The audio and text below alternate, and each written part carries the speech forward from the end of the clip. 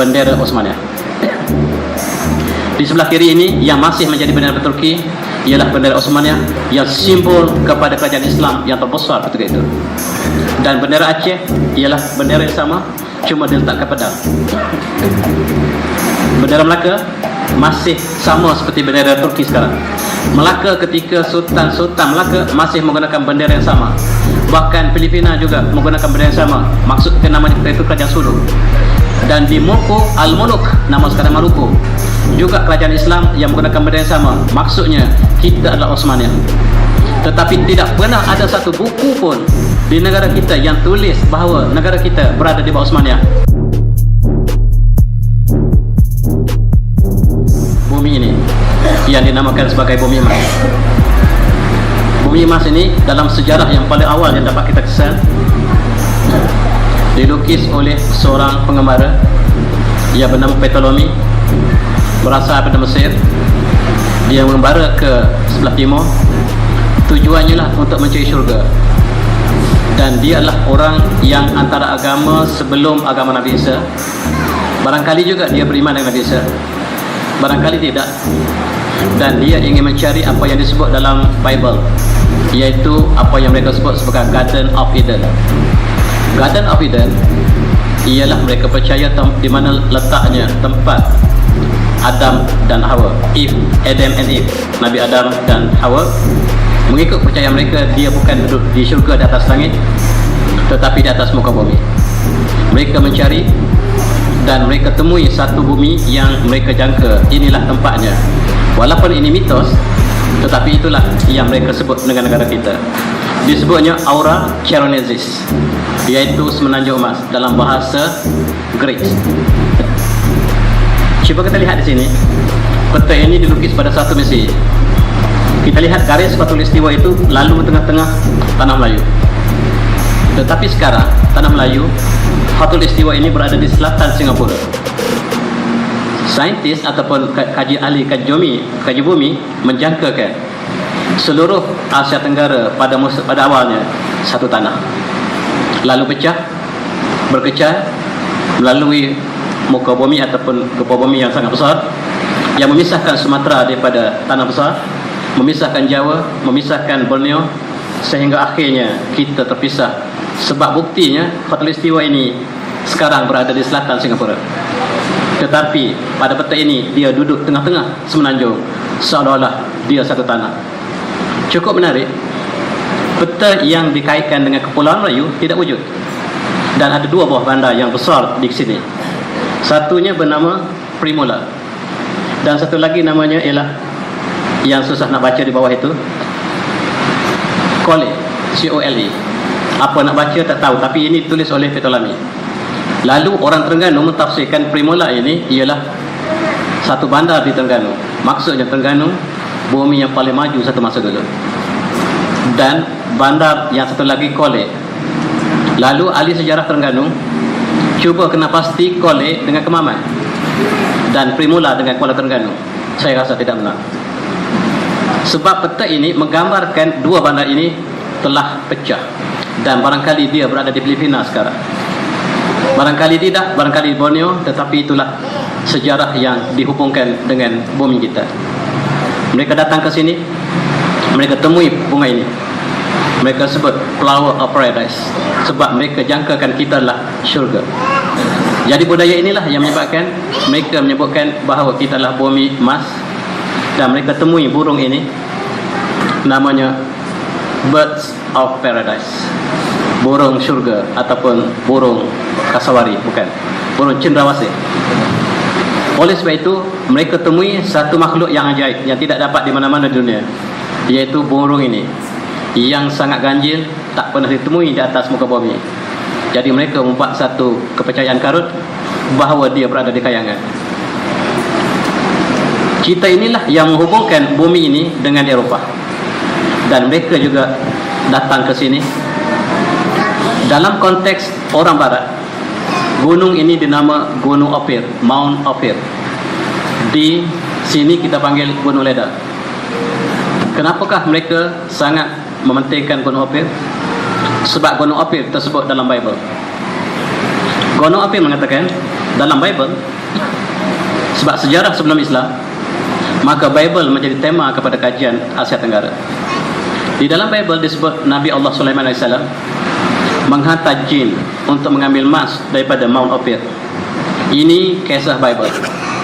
Jadi orang yang Kristian hari ini, orang Yahudi, dia percaya bahawa emas yang digunakan untuk membina istana Sulaiman diambil daripada bumi emas yang disebut sebagai Mount Ophir. Kita sebut Gunung Ledang. Hari ini pun kalau kita pergi ke Johor, mereka panggil Mount Ophir. Maksudnya ini kepercayaan yang tak dapat dibuktikan, tetapi inilah yang menjadi sejarah awal Tanah Melayu. Mereka temui satu bandar yang besar yang penuh dengan emas. Dalam sejarah mitos mereka, mereka sebut gold emas, sekarang dipanggil gemas. Gemas ini ada cerita yang cukup menarik sampai hari ini. Daripada Gemas ke Gunung Ledang ada terowong yang sangat besar. Terowong ini terowong emas. Tetapi orang Melayu tidak tahu, setiap penjajah daripada Portugis mengambil emas pada lorong ini. Begitu juga Belanda, begitu juga Inggeris. Sehingga hari ini TV3 buat satu kajian arkeologi yang masuk dalam terowong tersebut. Terowong itu sangat panjang, masih wujud sampai hari ini. Dan itulah lorong emas yang dikatakan diambil emasnya untuk dibawa oleh jin ke pembinaan Istana Sulaiman. Cerita ini cerita karut. Tetapi cerita inilah yang menjadi motivasi orang Barat untuk datang ke Timur. Ini ialah peta yang ditulkis pada ketika zaman kerajaan Abbasiyah. Abbasiyah datang ke Timur dan mereka telah melukis garis, bujur, latitude dan altitude. Tujuannya untuk meletakkan koordinat. Apabila sampai di sini, mereka harus solat dan hala kiblat harus ditetapkan. Jadi mereka melukis peta dan peta Tanah Melayu seperti itu.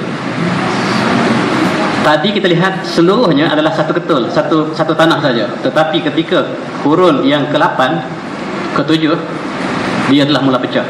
Dan yang dilukis di bawah itu Jazratul Zinj ataupun Zabash ataupun Zanash ataupun Zinj, sebab dia tak ada titik dibuat kemudian, ialah Pulau Jawa. Pulau Jawa telah wujud dalam kurun pertama. Maksudnya kurun pertama belum wujud, tetapi dalam kurun yang ke-7 sudah wujud. Wallahu a'lam, bumi ini telah pecah. Dan barangkali juga Sumatera telah pecah. Dan Atoba membuktikan bahawa Sumatera dengan Tanah Melayu mempunyai fauna dan flora yang sama. Maksudnya dia satu tanah. Saintis membuktikan Sumatera dan Tanah Melayu Malaysia sebenarnya satu bumi yang asal, dipisahkan oleh geologi. Kita lihat, mereka kata peta Tanah Melayu tidak tepat. Tidak tepat berdasarkan kepada peta sekarang, tetapi barangkali tepat sebab dia menggunakan falak, ilmu falak, merujuk pada bintang. Mereka mengembara dan melukis berdasarkan pada bintang. Oleh sebab itu peta bukan dilukis melalui perjalanan di atas muka bumi, benar di atas muka bumi, tapi berpandukan bintang. Maka ini barangkali tepat pada masa itu, kurun yang ke-7.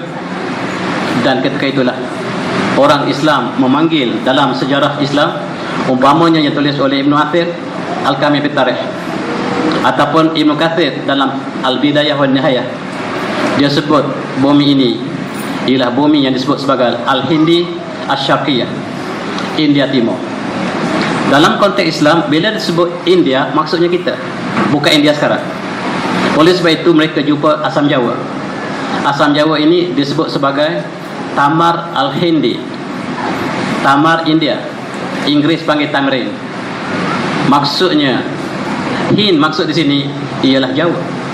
Asam Jawa, Tamar Hind, maksudnya India. Yang dimaksudkan dalam tulisan kebanyakan penulis Islam maksudnya kita. Oleh sebab itu mereka mengatakan bangsa yang India ini bangsa yang maju. India yang ada sekarang itu India Barat yang tidak dikenali ketika itu. Yang dikenali ialah India Timur. Dan di sinilah kemudiannya Belanda, Portugis datang dan menubuhkan syarikat India Timur. India Timur maksudnya Melayu. Dan oleh sebab itu mereka datang sebagai peniaga kapitalisme. Akhirnya mereka menjadi kuasa kolonial yang menjajah kita. Ini sejarah latar belakang umat Melayu sebelum Islam dan selepas Islam. Dan sebelum Islam juga kita lihat orang Melayu sangat hebat. Mereka membina kapal yang besar. Ini terdapat di dinding Borobudur. Kita tidak pentingkan Borobudur itu, tetapi budaya sebelum Islam, mereka membina kapal yang besar yang mengembara ke seluruh dunia. dan kapal ini dipanggil Jong. Barat mengatakan Jong ialah istilah Cina, tetapi kajian etimologi, filologi mengatakan Jong ialah bahasa Melayu usulin yang dipinjam oleh Cina. Buktinya dalam peribahasa Melayu ada sejarah, ada perkataan 7 Jong masuk, anjing masih bercawat. Peribahasa ini wujud secara asli dalam budaya Melayu. Maksudnya Jong ialah kata-kata Melayu yang asal, ditiru oleh Cina, ditiru oleh Barat dengan nama Jan. Ini menggambarkan masyarakat ini yang mengembara ke seluruh dunia, yang mengadakan hubungan sampai ke Mesir. Zaman Firaun ada puteri yang bernama Cleopatra. Dia sangat minat dengan bunga cengkeh. Bunga cengkeh hanya dapati di alam Melayu. Bermaksud kita jangkakan alam Melayu dengan Mesir telah wujud zaman Cleopatra lagi. Bahkan kata hamka dalam Al-Quran ada satu kata Melayu ialah perkataan kafura wa mizajuhu kafura. Ini pandangan hamka. Tetapi kafura ini sudah menjadi bahasa Arab sebab perhubungan antara Arab dengan Melayu sejak daripada awal sebelum Islam lagi. Lalu perkataan kafur ini telah masuk dalam perbendaharaan Arab sehingga Allah menggunakan wa mizajuhu kafura. Dalam syurga ini ada minuman yang namanya kafur. Hakikat kafur wallahu alam, tetapi nama kafur itu ialah Kapur Barus. Barus ialah pelabuhan di Sumatera. Oleh sebab itu tanah Melayu atau Melayu atau Jawiyun ini sangat dikenali di sebelah Timur Tengah, dan kita adalah bumi yang sangat maju satu masa dulu. Kita rujuk Al-Kamil fi Tarikh. Inilah yang membezakan tulisan saya dengan mereka yang menulis dalam bentuk rujukan orientalis. Saya merujuk pada tulisan ulama kita yang agung, umpamanya Al-Kamil fi Tarikh ataupun At-Tabari, Tarikh At-Tabari, yang menceritakan sedikit tentang orang Melayu. Mereka menggelarkan orang Melayu sebagai Al-Jawiyun, orang Jawi. Kenapa Jawi?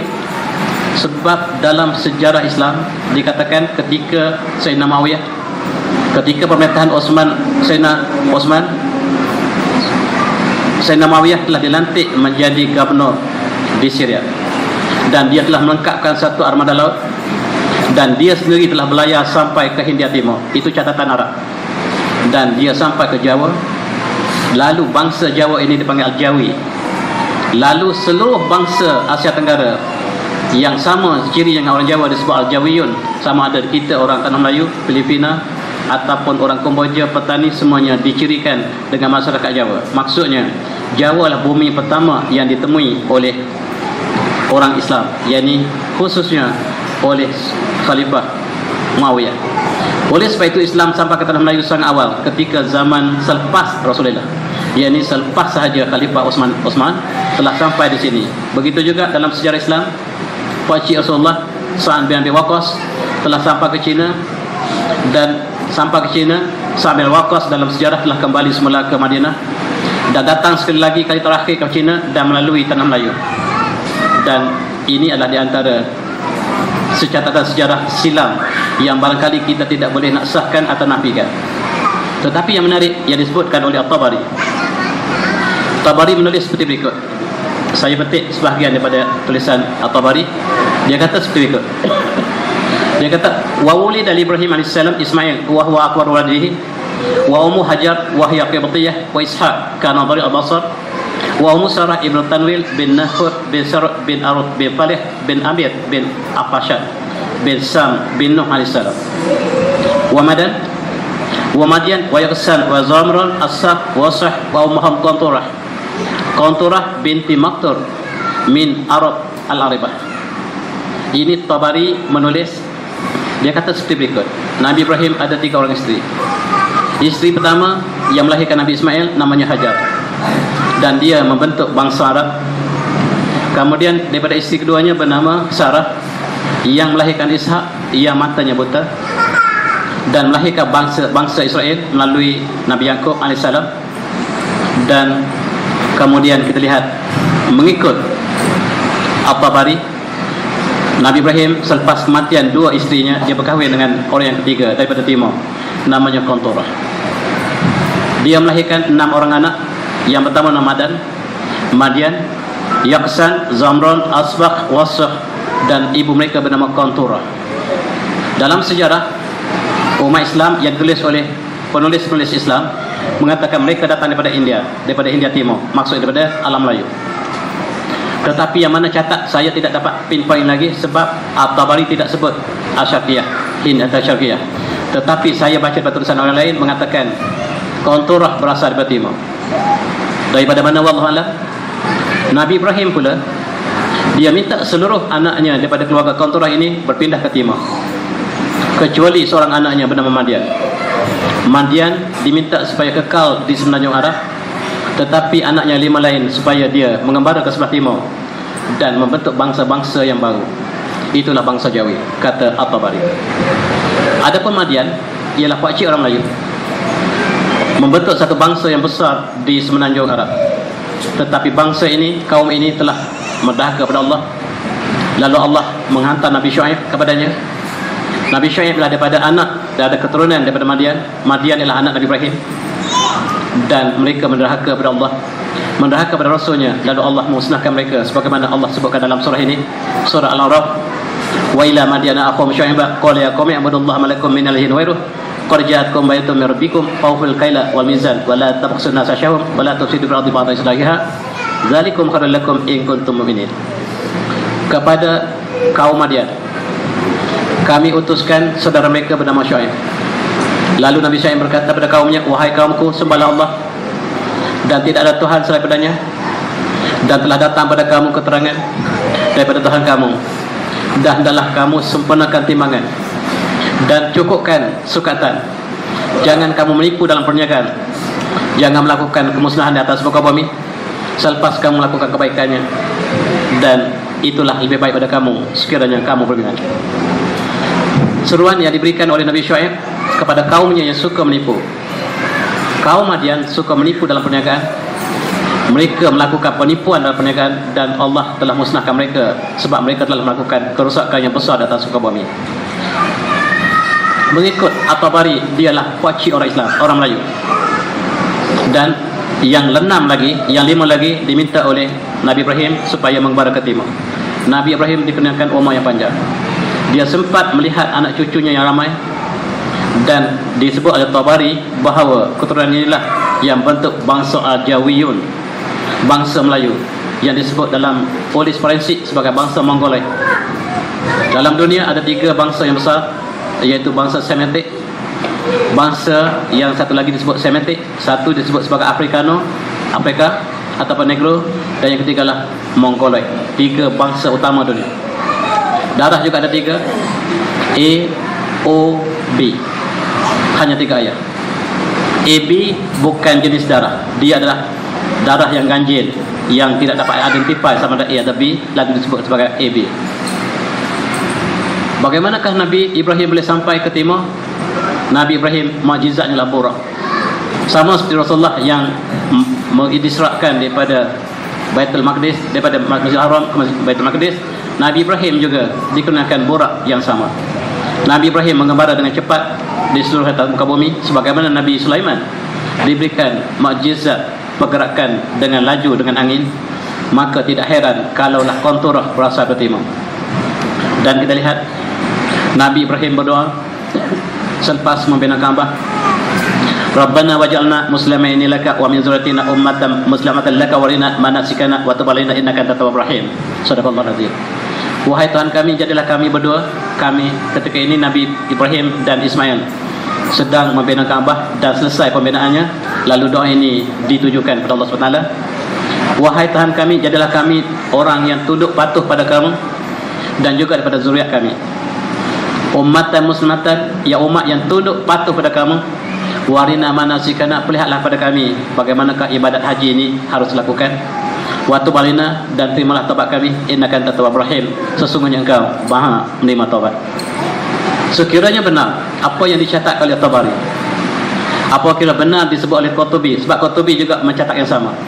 Qurtubi juga mencatat Nabi Ibrahim mempunyai isteri yang bernama Qanturah. Ini telah dinyatakan oleh seluruh penulis termasuklah Ibnu Katsir dalam Al-Hidayah Bidayah wal Bidayah wan Nihayah. Dan kalau benar catatan ini, maka orang Melayu lah keturunan Nabi Ibrahim. doa ini masuk untuk semua orang Islam, orang Melayu. Sebab Nabi Ibrahim berdoa, warina wa min zurriyatina, daripada keturunan kami. Kalau benar catatan ini, orang Melayu keturunan Nabi Ibrahim.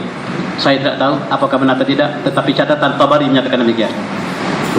Dan orang Melayu barangkali berkat doa Nabi Ibrahim hanya satu bangsa di dunia ini, yang satu bangsa, satu agama. Tidak ada bangsa kedua. Tidak ada bangsa kedua yang satu agama, satu bangsa, kecuali Melayu. Bangsa India ada berbagai agama, bangsa Arab ada berbagai agama, bangsa seluruh dunia tidak ada yang satu agama kecuali Melayu saja. Barangkali berkat doa Nabi Ibrahim, orang Melayu bangsa yang paling lembut di dunia. Lidah orang Melayu, sama ada kita sedar atau tidak, kita boleh sebut semua bahasa dunia dengan tepat. Kalau yang belajar di Amerika, dia bercakap macam Mr. Reagan. Kalau yang cakap Cina, oh sure, saya boleh cakap Cina. Dan yang bercakap Arab, tuan-tuan, masalah fasahah terbaik dunia. Bercakap Arab, orang Melayu jangan tengok rupa, lebih fasih daripada orang Mesir. Dan kalau tilawah Al-Quran, tidak ada orang lain yang menang orang Melayu, sama ada Malaysia atau Indonesia. Sekali-sekala orang Iran menang. Itu sangat jarang.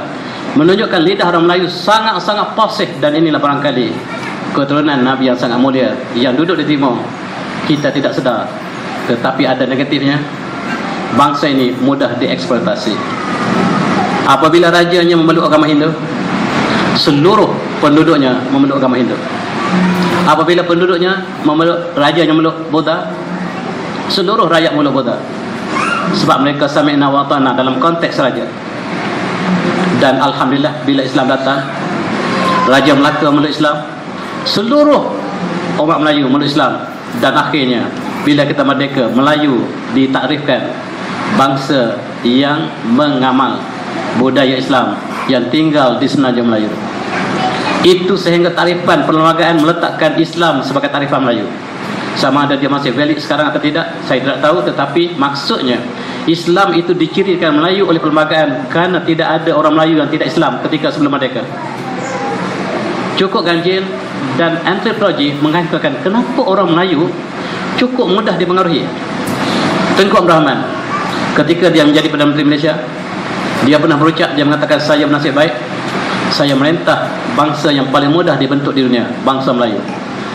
Kalaulah satu benda seperti ini, warnanya putih, kita sebut ini hitam, orang Melayu tak percaya.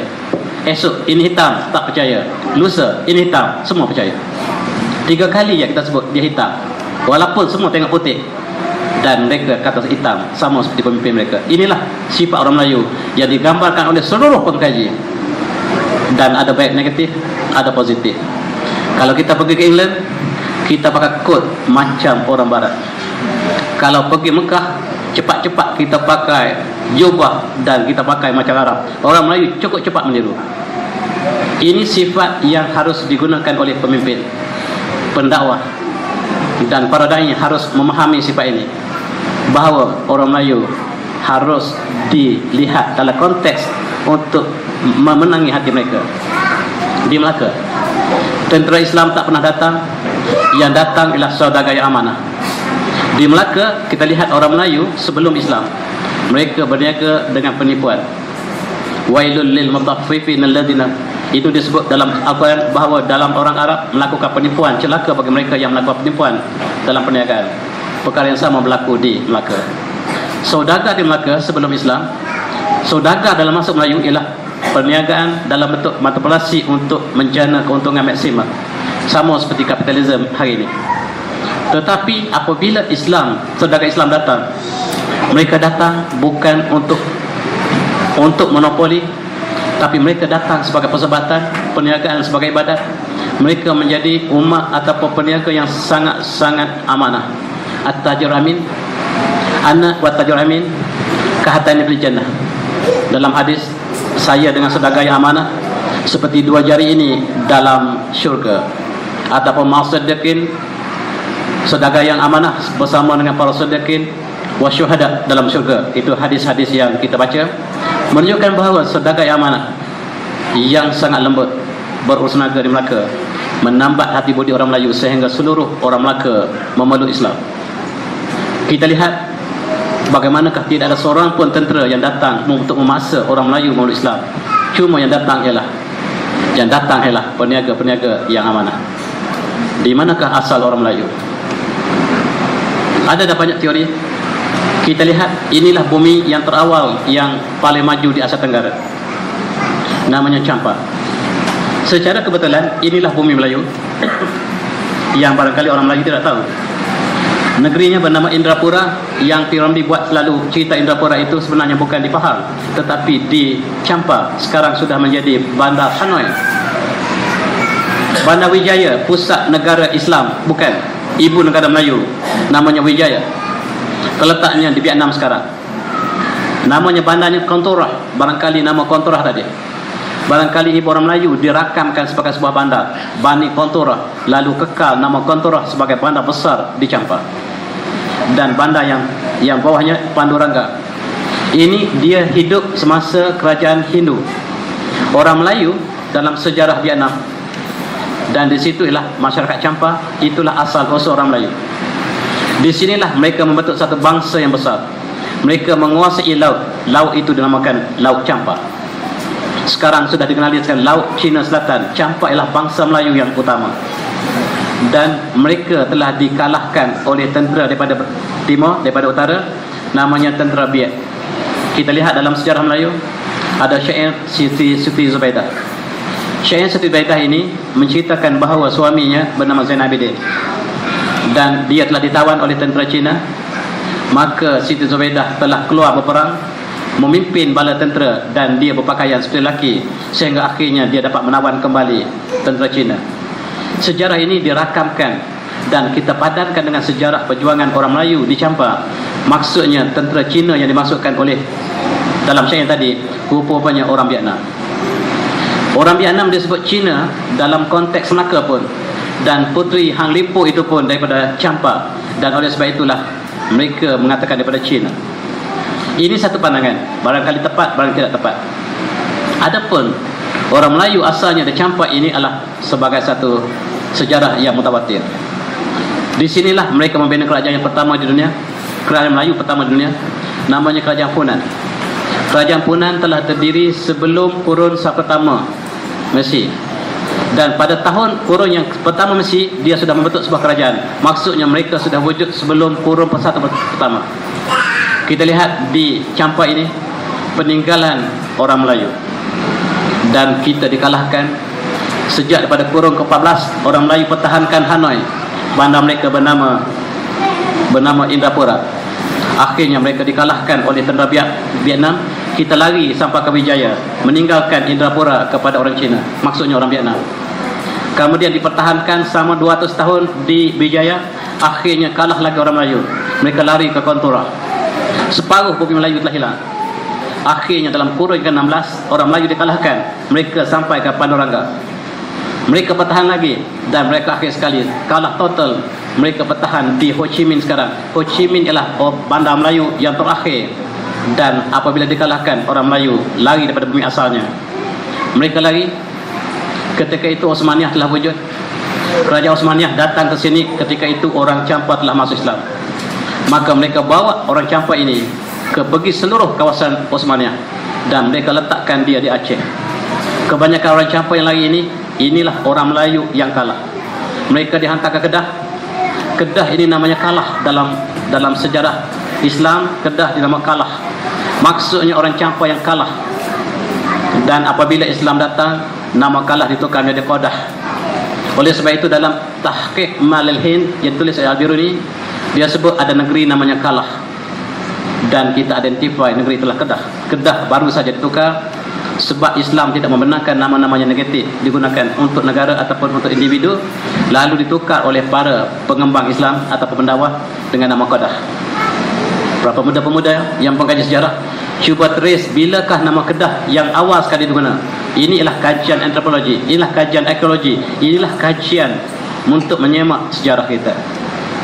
Sehingga orang Aceh hari ini masih bercakap bahasa Champa yang tulen. Kalau kita pergi ke Aceh, mereka bercakap bahasa Champa, dan kita sebut bahasa Aceh sebenarnya bahasa Champa. Dan oleh sebab itu ada kawan daripada Kemboja pergi ke Aceh, Dia kata orang Aceh bercakap bahasa lama saya. Rupa-rupanya memang benar orang Aceh masih mengekalkan bahasa campak.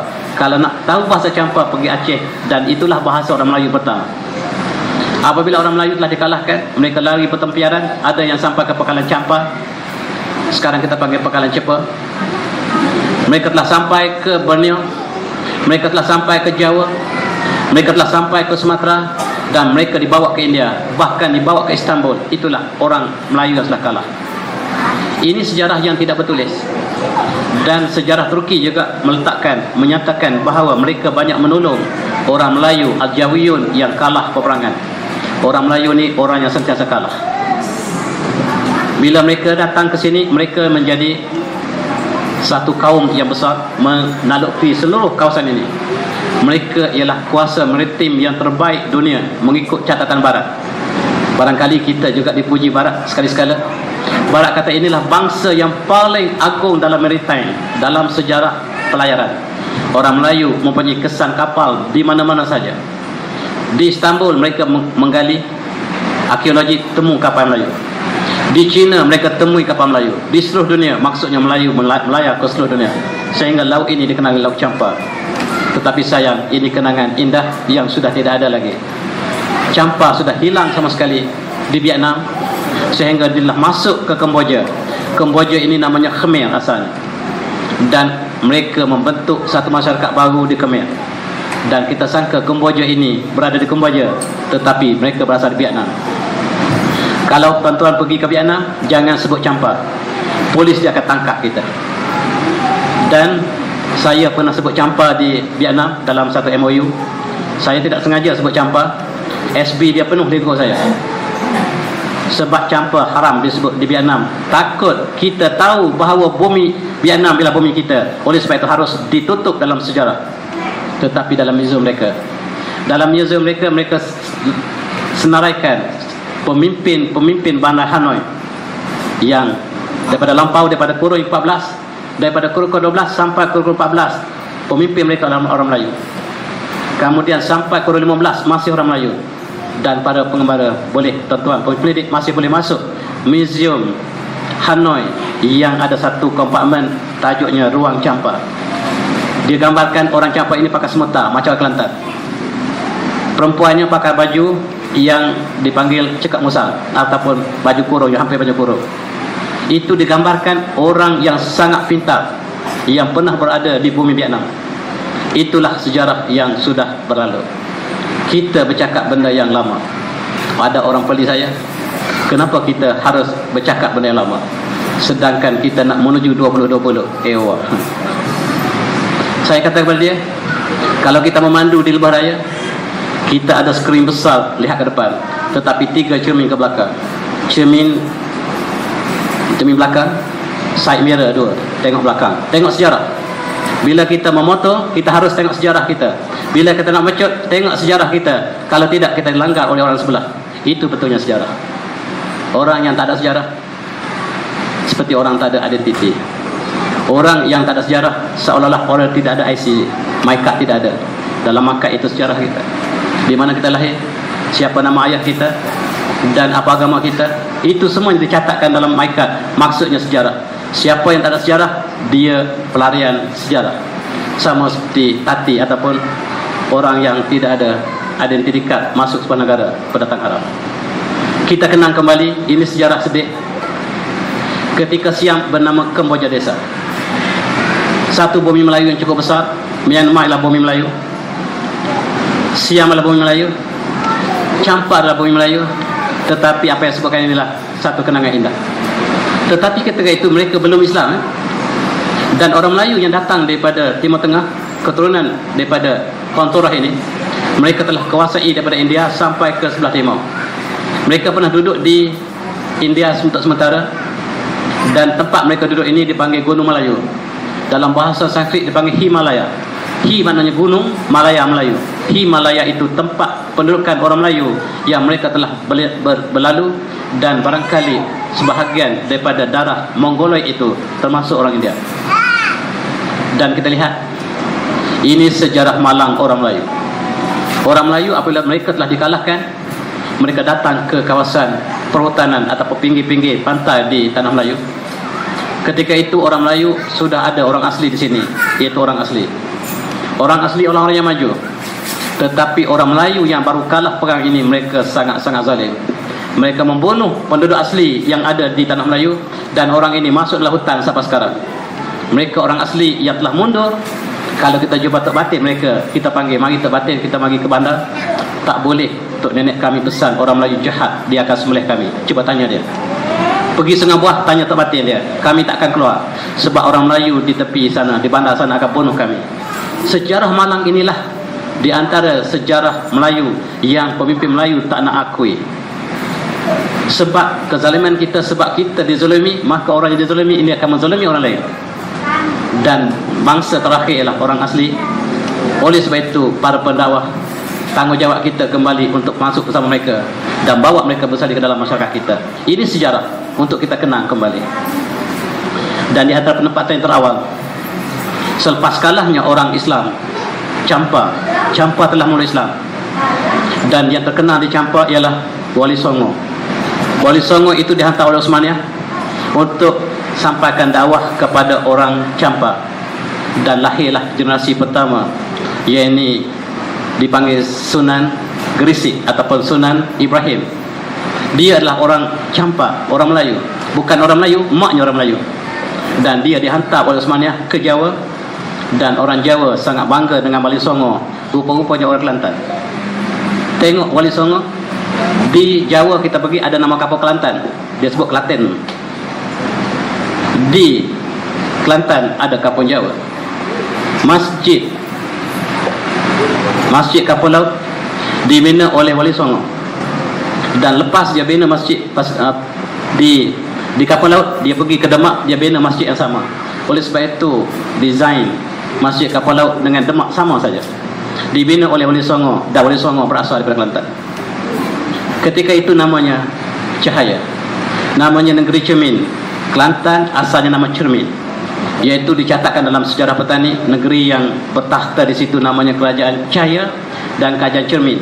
Kerajaan Cermin ini sekarang dikenali Tanah Merah. Itu sejarah yang tidak bergelis, tetapi dicatat dalam tulisan-tulisan sejarah umat Islam yang terdahulu. Kita kenang kembali, Kelantan menjadi bumi pelarian, dan Pangkalan Cepu ialah satu daripada kesan yang masih kita wujud. Pangkalan Champa, Citu. Dalam sejarah Cina, apabila kalahnya kerajaan Islam di Champa, mereka jumpa kerajaan Islam yang baru, iaitu namanya Citu. Citu dalam bahasa Melayu Tanah Merah. Dan hubungan di antara Kemboja, Champa dengan alam Melayu, dengan kita sendiri masih ada sampai hari ini, walaupun hanya dalam sekadar nama. Ini namanya bunga Kemboja kita panggil, tetapi orang Kemboja panggil ini bunga Champa. Ini bunga Champa yang banyak ditanam oleh orang Melayu di Srijaya ataupun di Kontura ataupun di Indrapura. Simbol orang Melayu ialah bunga ini. Dan juga ada lagi nama, ini buah Champa namanya, Champa dak. Buah Champa dak itu buah Champa dak. Ada satu lagi kenangan indah untuk kita kenang Champa dengan sejarah kita, ialah bunga Champa, Campaka. Ini ialah di antara kenangan-kenangan indah yang masih ada, yang barangkali kita tidak sedar bahawa ini di antara hubungan, kalau tidak dari segi kerajaan, dari segi sejarah ataupun filologi bahasa yang masih kekal. Orang Kelantan sebut dengan bahasa ringkas, itulah bahasa Campasa, buah maktan, buah rambutan maktan. Sebab orang Champa sampai sekarang pun dia sebut perkataan yang sama, satu, macam orang Cina. Orang Cina pengaruhnya satu. Dia tidak sambung perkataan. Dan inilah yang masih diresi sebahagian bagi mereka yang mengkaji tentang antropologi dan sebagainya. Satu kajian dilakukan oleh beberapa pensyarah di USM. Dia mengatakan bangsa yang paling tua di Asia Tenggara ialah bangsa Kelantan, asal daripada Champa. Kerajaan yang paling tua di Asia Tenggara ialah Kerajaan Funan yang berpusat di Vietnam tadi. Dan mereka akhirnya sampai ke Patani, sampai ke Kelantan, dan DNA yang preserve Y chromosome menyaksikan bangsa yang paling tua ialah bangsa Kelantan. Bukan kerana sebab saya Kelantan, Ini kajian yang dilakukan secara saintifik. Dan susu gandum manusia kita dapat trace dengan Y kromosom yang ada sekarang. Sekarang zaman teknologi, kita ada zaman yang mengaitkan dengan sains molekul. Kita boleh semak balik, bahkan kita boleh tahu siapakah ayah kita yang ke-20. Dengan ada teknologi ini, Amerika telah berpecah hebat. Sebab anak kepada ayah di Amerika, mereka cek DNA bukan anak dia. Kebanyakan anak yang dibin kepada dia, keluarga membawa nama surname dia, bukan anak dia. Maksudnya isterinya curang.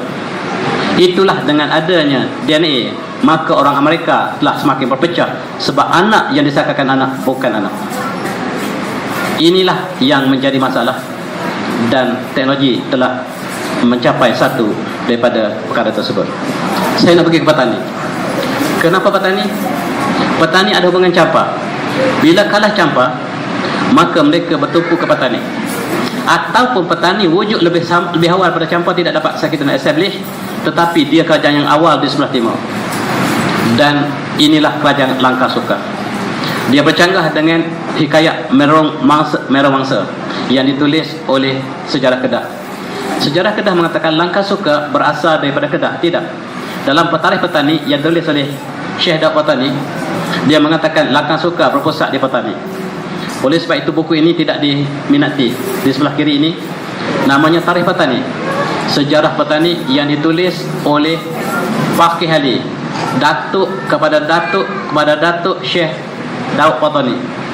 Sayang, kitab ini kitab yang otentik, tetapi profesor yang terbaik negara kita tidak kaji tentang sejarah petani ini. Mereka lebih minat dengan hikayat petani. Hikayat bercampur aduk di antara mitos dengan sejarah. Tetapi Tarikh Petani ialah sejarah yang murni, ditapis oleh ulama kita, ditulis oleh Faqih Ali dalam kurun 14, disalin kembali dengan sedikit perubahan oleh Syekh Daud Petani, disemak kembali oleh Syekh Ahmad Petani. Dan saya masukkan dalam buku saya bertajuk Malaysia, transkrip daripada kitab ini untuk menunjukkan bahawa kita mempunyai sejarah yang sangat agung. Berbanding dengan buku sebelah kiri kanan yang ditulis oleh Alfred Wallace, yang sengaja datang ke sini, diutus oleh British untuk mencari kelemahan orang Melayu, dan dia mengisytiharkan bumi Melayu tidak ada tamadun sama sekali. Dua bentuk buku ini bercanggah sama sekali. Ini buku yang paling popular digunakan oleh seluruh pengkaji sejarah, tetapi buku ditulis oleh orientalis yang memang untuk memasukkan sejarah negara kita. Apa dia sebut? Dia kata orang Melayu masih lagi tahap seperti monyet. Mereka belum maju. Mereka hidup disebut sebagai savage, sebagai manusia liar. Mereka berperang antara satu sama lain. Mereka tidak ada tamadun. Oleh sebab itu, our task is to civilize the world. Kami datang untuk bawa kemajuan kepada manusia sebelah timur. Oleh sebab itu di sini tidak ada undang-undang. Bila mereka masuk Melaka, mereka rampas Melaka, mereka ambil Singapura, mereka ambil Pulau Pinang, mereka sebut the new straight settlement. Apa maksudnya? Maksudnya penempatan yang baru kami temui, di situ tak ada orang. Singapura disebut dibuka oleh Raffles. Raffles was the founder of Singapore. Full stop. Bila Raffles datang? 1819. Bahkan Singapura, nama sebelum Singapura ialah Temasek. Sebelum Temasek, mengikut sejarah petani, namanya Pulau Tanjung. Sebelum Pulau Tanjung, namanya Pulau Hujung. 2000 tahun sejarah Singapura dipadamkan oleh British yang baru datang kurun ke-19. Dan dia kata Singapura dibuka oleh Raffles. Kita pun hafal dan mereka tulis buku sejarah. Kita sudah merdeka, sejarah masih terjajah. Sayang, kita lihat hari ini semua fakta ini masih dihafal oleh seluruh pelajar, termasuk guru-gurunya. Guru-guru yang terpaksa mengajar bahawa Pulau Pinang dibuka oleh Francis Light. Kalau tidak, salah dalam peperiksaan PT3. Oleh sebab itu, apakah kebenaran? Apakah yang kita nak lihat dalam sejarah kita? Sebab sejarah kita masih terjajah dan kita harus bebaskan. Kita lihat apa yang ditulis oleh Syekh Daud Petani. Dia sebut orang Melayu seperti berikut. Sebelum Islam, kerajaan Langkasuka belum ada agama. Dia sebut adapun orang Melayu waktu itu rupanya hitam, merah, ataupun hitam manis, rupanya kecil daripada orang Arab dan Parsi. Maka hidup orang Melayu sangat-sangat maju kerana dapat amalan, ajaran daripada orang Arab dan orang Parsi. Sebelum Islam, Parsi telah duduk di Patani. Orang Arab sudah sampai ke Patani. Oleh sebab itu bahasa Arab ada sebahagiannya yang beresonansi dengan bahasa Melayu. Dan orang Parsi datang ke Patani sebab rajanya Syahansyah. Mereka gelar Syah, dan raja ini suka makan nasi. Nasi hanya ada di dunia ini di Patani ketika itu. Barangkali mereka tidak sampai ke China, dan nasi inilah yang dibeli di Patani, dia ekspor ke Parsi, dan juga orang Arab mula makan nasi, orang Mesir makan nasi daripada Patani. Itu catatan yang dicatatkan oleh Syekh Patani. Orang Melayu sangat maju, rupanya hitam asalnya. Tetapi hari ini kalau kita perhatikan, orang Patani ialah kulitnya putih sebab kahwin campur dengan orang Turki, dengan orang Arab, dengan orang Parsi, sehingga Patani mengubah watak ataupun wajah daripada orang Melayu asal. Mereka berbeza sama sekali. Dan ketika pemerintahan Osmaniyah, kita lihat dalam lawatan Ibn Battuta sampai ke Champa, sampai ke Kelantan ketika itu, dia mengatakan dia singgah di Kuala Krai. Kuala Krai duduk di tepi laut, dan raja yang merintahnya nama Ordoja yang bercakap bahasa Turki dengan fasih. Rupa-rupanya Kelantan diperintah oleh Turki dalam sejarah yang dicatatkan oleh Ibn Battuta. Dia sebut dia tinggal di Kuala Krai. Kuala Krai duduk tepi pantai, hari ini duduk di hulu. Macam mana boleh bercanggah sejarah di antara Ibn Battuta dengan apa yang berlaku sekarang? Muka bumi berubah, tsunami berlaku. Rupa-rupanya Kuala Krai pada satu masa dulu duduknya tepi pantai. Itu namanya Kuala Krai. Sekarang sudah berada di pendalaman yang sangat jauh. Dan inilah yang membezakan kajian geologi dan juga kajian sejarah harus disepadukan. Dan kata Syekh Dr. ini, orang Melayu ketika itu, laki dan perempuan tidak kahwin, mereka bebas. Yang menyelamatkan mereka ialah Islam. Ini sebelum Islam, sebelum Hindu pun, mereka hidup secara bebas, dan mereka tidak kahwin. Hidup mereka sangat huriah. Dan apabila seorang wanita melahirkan anak, dia boleh pilih 10 orang daripada suaminya ini ataupun yang pernah bersamanya sebagai ayah. Dia pilih pikat seorang, dan orang itu mesti mengaku sebagai ayah. Itulah orang Melayu yang dicatatkan oleh Syekh Daud Batani. Kemudian Islam menyelamatkannya. Perkara ini kita kenang apabila kita melihat sejarah orang bangsa Quraisy. Bangsa Quraisy pun sama dengan kita. Sebelum Islam, mereka melakukan apa yang disebut dalam ayat ini. Ketika Ja'far bin Abi Thalib berhijrah ke Habsyah, dan sampai di Habsyah, mereka ditanya oleh Raja Najasyi, kenapakah kamu semua datang ke negeri kami? Dijawab oleh Ja'far bin Abi Thalib seperti berikut. Dia kata, ayuhal malik, inna kunna qauman ahli jahiliyah, na'budu al-asnam wa na'kulu maitah wa natil fawahish wa naqtul arham wa nunsil jiwa wa ya'kulu qawiyun min ad-dhaif hatta ba'atha Allah lana rasulan minna na'rifu nasabahu wa sadaqahu wa amanatahu wa afafahu fadana ila ibadillah wahdah wa nahnu ma kunna na'budu nahnu wa abauna min hijarah wal uthan wa amarna bi istirul hadith wa dal amanah wa sadir rahim wa sil jiwar wa kafara min al-maharim wal dima wa nahana al-fawahish wa qala az-zur wa aklam al-yatim fa saddaqnaha wa saddaqnahu wa amanna bih wa zalamna qaumana wa azabuna yuduna ila ibadil awsan falamma zalamuna wa dayaqalina halu bainana baina dinna kharajna ila bilaika wa rabbana ila fi jiwarika warjana alla nazlima alaina indak. Ini percakapan Ja'far bin Abi Thalib ditanya oleh Raja Najasyi, wahai tuanku, kami asalnya kaum Julia, kami makan bangkai, kami sembah berhala, kami melakukan perzinaan, kami melakukan segala keburukan, sehingga Allah mengutuskan seorang Nabi kepada kami. Daripada kami, yang kami tahu tentang kemuliaannya, keturunan yang baik dan sifat amanahnya, lalu kami beriman. Dan kami dizalimi oleh kaum kami, lalu kami datang ke negara tuanku. Sudilah apa kiranya tuanku menerima kami sebagai tetamu, dan supaya kami dapat mengamalkan agama kami. Sama orang Melayu dengan orang Quraisy sebelum Islam, sama. Mereka melakukan perkara yang sama. Mereka berbunuhan antara satu lain hanya dengan seekor kambing. Mereka berbunuhan. Orang Melayu juga demikian. Mereka melakukan perzinaan sama di sana dan di sini. Bahkan di Kaabah mereka tawaf dalam keadaan telanjang. Di Patani ketika itu simbol mereka boleh hidup macam hewan semata-mata. Dan Islam telah menyelamatkan kedua-dua bangsa ini. Akhirnya kita menjadi Islam, alhamdulillah. Islam mengangkat bangsa yang tidak bertamadun ini menjadi bangsa yang paling bertamadun dunia. Dan kita ingat satu hadis. Dalam hadis ini dinyatakan, baka Rasulullah yawman faqalu ma yubkika ya Rasulullah, ya Rasulullah, ya Rasulullah. Qala istahtu li ahbabi. Qalu awasna asbabuka, awasna ahbabuka ya Rasulullah. Qala la antum ashabi amma asbabi fa qawmu ya'tu min ba'di yu'minu bi wa lam yaruni atau kama qala. Satu hari Rasulullah menangis. Lalu para sahabat bertanya, wahai Rasulullah, kenapa baginda Rasulullah menangis? Lalu Rasulullah mengatakan, saya sedang merindui kekasih saya.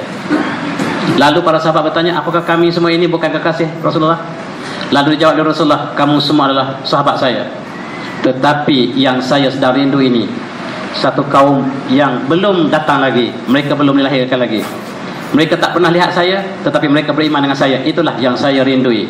Barangkali kita tak pernah lihat Rasulullah. Orang Quraisy berdepan dengan Rasulullah dan tidak ramai beriman ketika itu. Orang Melayu tak pernah jumpa Rasulullah, tak pernah jumpa sahabat Rasulullah, tak pernah jumpa tabi'in. Yang jumpalah tabi' kepada tabi'in, dan mereka semua beriman. Barangkali inilah bangsa yang Rasulullah sedang rindui ketika hadis ini diperkatakan. Mudah-mudahan. Sekarang saya nak masuk tajuk yang ketiga. Utsman ya. Siapakah Utsman ya? Utsmaniyah ialah kerajaan Islam yang terakhir yang meresi daripada Khalifah Khulafaur Rasyidin yang disambung oleh Umayyah, disambung oleh Abbasiyah, disambung oleh Andalusia, akhirnya disambung oleh Utsmaniyah. Dan pada 3 bulan Mac 1924 jatuhlah kerajaan ini buat selama-lamanya. Sehingga sekarang kita sudah tidak ada Khalifah Islam lagi, yang adalah negara umat Islam. Negara Islam sudah tidak wujud lagi hari ini. Dalam satu hadis, An Imran bin Husain qala bainama nahnu hal Rasulullah sallallahu naktubu idza su'ila Rasulullah sallallahu alaihi wasallam ayyul madinataini tuftahu awalan Al-Qustantiniah atau Rumiyah. Wa qala madinatul Hirqa tuftahu awalan, yani Al-Qustantiniah. Dalam hadis ini sahabat bertanya kepada Rasulullah, wahai Rasulullah, bandar manakah yang umat Islam akan buka lebih awal? Bandar Konstantinia ataupun bandar Rom? Maka jawab Rasulullah, bandar yang diperintah oleh Hercules atau Hercules, yakni Konstantinia, akan dibuka oleh umat Islam. Hadis ini kita faham Rom akan jatuh ke tangan Islam satu masa. Konstantinia telah jatuh dalam kurun ke-15, tapi Rom masih selamat sampai hari ini. Dan hadis ini menunjukkan Rom, Itali akan jatuh. Bila? Bukan barangkali dalam zaman kita, barangkali generasi akan datang yang menyaksikan. Akhirnya kita lihat Konstantinia dibuka oleh seorang raja yang sangat-sangat alim, Sultan Muhammad Al-Fatih. Dalam satu hadis ini tercatat di atas istana terkepa yang didiami oleh kerajaan Utsmaniyah. Di atas pintunya ditulis hadis Rasulullah, qala Nabi sallallahu alaihi wasallam, la taftahunna al-Qustantiniah pada al-amir amiruha pada al-jash hadzal jash. Ini dirakamkan di atas istana. Nabi Rasulullah telah bersabda, pasti sungguh-sungguh Konstantinopel akan dibuka, dan pemimpin yang terbaik ialah pemimpin yang membuka Konstantinopel. Tentera yang terbaik ialah tentera ini. Akhirnya tentera yang membuka ialah Muhammad Al-Fatih. Dan apabila dia membuka Konstantinopel, dia menukar menjadi bandar Islam ataupun disebut Islambol. Dan orang Melayu, orang Malaysia sebut Istanbul. Islambol, bandar Islam. Dan dibuka pada 1453. Ketika itu sama zaman Melaka. Di Melaka ketika itu diperintah oleh Sultan Mansur Shah. Sultan Mansur Shah dijemput ke Istanbul. Sejarah yang ditulis di Istanbul, saya tidak baca manuskrip ini, tetapi satu pasukan pengkaji sejarah Turki Melayu memberitahu saya mereka menemui kumpulan manuskrip yang menceritakan Sultan Al-Fatih menjemput Sultan Mansur Shah daripada Melaka, disebut Mulaqa, tempat pertemuan, bukan pokok Melaka. Mulaqa ialah tempat pertemuan yang sama seperti sebuah bandar Mulaqa di Spanyol, Andalusia, namanya Mulaqa, sekarang disebut Malaga. Malaga pasukan bola yang kalah itu. Real Madrid selalu mengalahkan Malaga. Malaga menjadi pasukan yang dikalahkan. Monaco nama asal. Dan disebut bahawa raja daripada Monaco dijemput ke Istanbul. Dia datang bersama panglimanya bernama Hang Tuah. Dan di istana Istanbul digelar Sultan Mansur Shah sebagai Mansur Pasha dan dikahwinkan dengan puteri Sultan Mahapatih, melahirkan seorang anak yang sangat alim nama Sultan Riyadin Alauddin Riyad Shah yang menjadi sultan pengganti Sultan Mansur di Melaka, mewarisi ilmu yang diwarisi daripada kerajaan Islam Osmaniyah, dan dia melaksanakan undang Islam di Melaka. Itu catatan Turki. Catatan Melayu tidak ada. Catatan Melayu bergantung pada kerajaan tulisan Tun Sri Lanang. Tun Sri Lanang sangat membenci kaum Melayu sebab dia adalah partner kepada Portugis untuk menjatuhkan Melaka. Oleh sebab itu, sejarah yang ditulis negara kita berdasarkan tulisan Tun Sri Lanang, sedangkan Tun Sri Lanang adalah kali baru Portugis untuk menjatuhkan kerajaan Islam Melaka. Kita lihat apa yang berlaku di Istanbul. Istanbul telah dibuka dan Konstantinopel telah ditukar menjadi Istanbul. Yang ada di sini ialah gereja yang terbesar di dunia ketika itu. Ini gereja yang paling tua di dunia. Ketika zaman Rasulullah belum dilahirkan lagi, gereja ini sudah wujud. Namanya Hagia Sophia. Ajarnya AYA, bacanya Hagia. Bukan Hagia Sophia, Hagia Sophia. Dia merupakan gereja yang sangat-sangat dimuliakan oleh Kristian. Yang inilah yang dibuka oleh Konstantinopel, dia dibuka oleh Al-Fatih, dan kemudian ditukar menjadi masjid. Sejarahnya, pada malam Rasulullah dilahirkan mengikut versi Turki yang tidak ada dalam hadis. Versi Turki mengatakan pada malam kelahiran Rasulullah gereja ini runtuh, dan api yang disembah oleh Majusi di Parsi juga padam, dan mereka terperanjat sebab inilah bangunan yang paling kokoh yang pernah bina. Bumbungnya jatuh ke bawah. Mereka bina lagi bumbung dan runtuh lagi, sehingga akhirnya berkali-kali mereka bina kembali sebagai simbol mereka tetap runtuh. Dalam versi Turki, mereka menghantar rombongan bertemu Rasulullah di Madinah. Sama ada versi ini benar atau tidak, saya tidak pastikan, tetapi ini versi yang dinyatakan dalam sejarah Turki. Kemudian mereka bertemu dengan Rasulullah. Padri mereka menceritakan, rumah ibadat kami telah runtuh banyak kali. Barangkali ada hubungan dengan Rasulullah.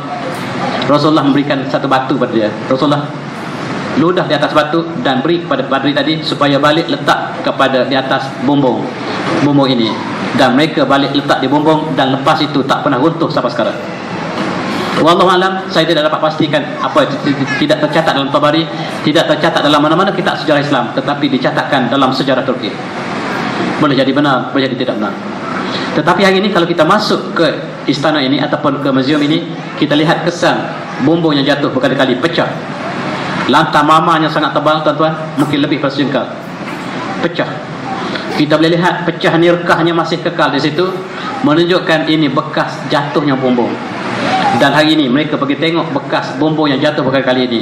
Kalau para peserta pergi ke Istanbul, masuk dan pahami, melihat sejarah yang bukan bangunannya, tetapi value yang ada di sebalik sejarah itulah yang kita kaji. Dan dalam muzium yang sama, sekarang telah dijadikan muzium. Asalnya dia sebuah gereja, ditukar oleh Fatih menjadi masjid, dan akhirnya menjadi muzium. Dalam muzium ini ada sebuah bekas seperti itu. Di Badar Mama, cantik. Ada kisah di sebaliknya. Apabila kerajaan Byzantine telah kalah, mereka tidak sempat melarikan harta mereka. Mereka masuk ke dalam dua jar yang besar seperti itu, dan di dalamnya ada emas yang banyak. Mereka tanam dalam kebun mereka. Apabila datang kerajaan Osmaniyah telah membuka Istanbul, lalu petani yang tuan tanah di mana tempat bangunan ini ataupun harta ini tanam, dia gali, dia temu dua bekas berisi emas. Dia tutup balik. Dia mesti laporkan pada khalifah. Inilah rakyat yang adil apabila pemerintah yang adil. An-nas ala dini milikihim. An-nasu ala dini milikihim. Rakyat dia ikut perangai pemimpin mereka. Kalau jernih di hulu, jernih di hilir. Keruh di hulu, keruh di hilir. Itulah pemimpin, ibarat pemimpin dengan rakyat. Dia pergi jumpa khalifah, tetapi saya tidak pasti apakah dia Al-Fatih ataupun selepasnya. Dan dia beritahu, wahai Tuan Khalifah, di kebun saya ada 2 bekas emas yang banyak. Saya tak tahu siapa yang punya. Sekarang saya nak laporkan Khalifah. Khalifah tengok pada pakcik tadi, dia senyum. Pakcik ini mesti temberang. Mana ada orang jumpa emas yang beritahu pada Khalifah, kalau benarlah kamu kata tadi, kata Khalifah, kamu ambil 1. Kalau benar yang kamu kata tadi, kamu ambil 1. Tetapi Khalifah menghantar tentera cek balik pakcik ni. Dia cakap apa tujuan dia berbohong pada Khalifah. Tentera ikut pakcik tadi, masuk kebunnya, buka, temui benar-benar 2 bekas yang berisi emas. Subhanallah, benar. Kata tentera, kamu ambil 1 jar, balik ke rumah kamu dengan harta ini. Kata pakcik tadi, saya tidak boleh ambil hartanya sebab Khalifah kata ambil jarnya. Tengok betapa amanahnya rakyat apabila pemerintahnya adil. Dan saya tidak boleh ambil emas sebab Khalifah kata, saya dengar betul-betul tadi, kamu ambil jarnya. Dan saya ambil jar, emas ambillah pada tuan-tuan, bawa balik ke Khalifah. Dan jar ini disimpan di rumahnya. Dan apabila lepas mati, dikembalikan ke sini sebagai simbol negara yang adil, rakyatnya cukup adil. Ini tidak ada apa-apa dengan jarnya, tetapi value yang di sebaliknya menunjukkan bahawa pemerintahan Islam ialah pemerintah yang paling adil yang pernah disaksikan di benua Eropah. Di Semenanjung, di Asia Tenggara, ini Aceh. Aceh ialah orang Campa yang kalah. Mereka sudah membentuk satu kerajaan yang besar. Ketika zaman Osmaniyah, mereka menjadi tentera yang paling kuat di Asia Tenggara. Aceh satu-satunya bumi yang tak pernah dijajah.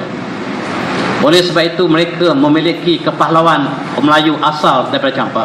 Hari ini kalau lihat bangsa pahlawan, carilah orang Aceh. Mereka tidak akan menyerah kalah. Dan perempuan mereka pun menjadi pemimpin yang hebat. Mereka tak akan menyerah kalah.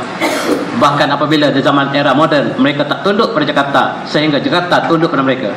Hebat perjuangan orang Melayu Campa yang asal. Oleh sebab itu kita lihat Osmaniyah memilih Aceh sebagai gubernur untuk mewakili Osmaniyah di sebelah timur. Bendera yang digunakan oleh Aceh ialah bendera Osmaniyah, yakni bulan bintang yang warna merah putih, itulah warna Osmaniyah. Melaka juga dijadikan sebagai hub yang kedua. Utama ialah Aceh. Melaka ketika Sultan Mansur Shah dilantik untuk menjadi gubernur yang kedua. Dan mereka juga bersama-sama untuk membantu Osmaniyah.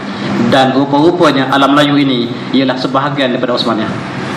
Dan pusat sebelah timur pula ialah di Amanillah yang terletak di Filipina sekarang, yang kemudian bumi ini telah dimurtadkan oleh Spanyol, kemudian dimurtadkan lagi oleh Amerika, sekarang telah menjadi Manila. Amanillah telah betulkan menjadi Manila. Sebuah simbol kerajaan Islam yang terbesar di timur telah menjadi bandar murtad 100%. Sayang, itulah sejarah yang malang orang Melayu. Kita sentiasa mencipta sejarah yang malang. Dulu, kini dan selama-lamanya barangkali.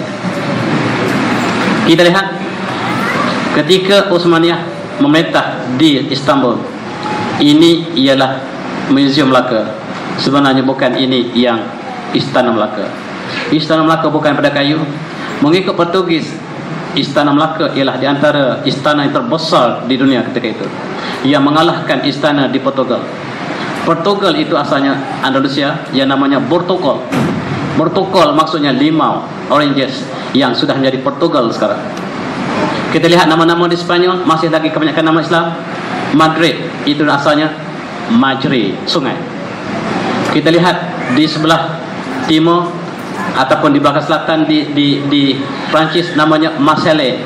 Nama asalnya Marsa Ali, Pelabuhan Ali. Oleh sebab itu Malacca, tadi kita sebut Malaga, Malacca, Lisbon, dan nama-nama yang ada di Spanyol masih kita boleh trace dalam bahasa Arab, menunjukkan sejarah yang gemilang. Islam bertapak di situ 700 tahun dan membina Eropah daripada zaman kegelapan menjadi satu zaman era yang agung. Dan inilah bendera Osmaniyah. Di sebelah kiri ini yang masih menjadi bendera Turki ialah bendera Osmaniyah, yang simbol kepada kerajaan Islam yang terbesar ketika itu. Dan bendera Aceh ialah bendera yang sama, cuma diletakkan pedang.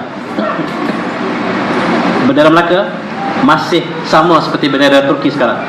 Melaka ketika Sultan Melaka masih menggunakan bendera yang sama, Bahkan Filipina juga menggunakan benda yang sama. Maksud kita namanya kita itu kerajaan Sulu. Dan di Maluku, Al-Muluk, nama sekarang Maluku, juga kerajaan Islam yang menggunakan benda yang sama. Maksudnya kita adalah Osmaniyah. Tetapi tidak pernah ada satu buku pun di negara kita yang tulis bahawa negara kita berada di bawah Osmaniyah, kecuali dengan rendah dirinya buku saya yang bertajuk Turki dan ada di belakang.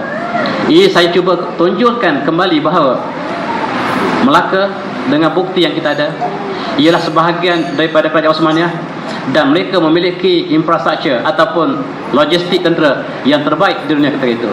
Dan ini diakui oleh Portugis. Portugis mengatakan ketika kami bertemu dengan orang Melaka, mereka mempunyai senjata yang lebih baik daripada negara kami dan lebih baik daripada Jerman. Jerman negara yang dibina oleh umat Islam. Kita tidak tahu bahawa Jerman pernah diasaskan oleh umat Islam, sebab universiti pertama di Jerman dibina oleh umat Islam.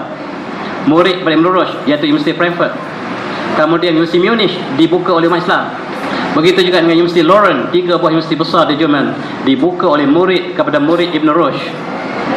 Dan Jerman telah membina teknologi yang tinggi. Kata Portugis, ketika kami menentang Melaka, kerajaan Melaka mempunyai senjata secanggih Jerman. Dan rupa-rupanya senjata yang ada Jerman, senjata yang ada Melaka berpunca daripada Osmaniyah.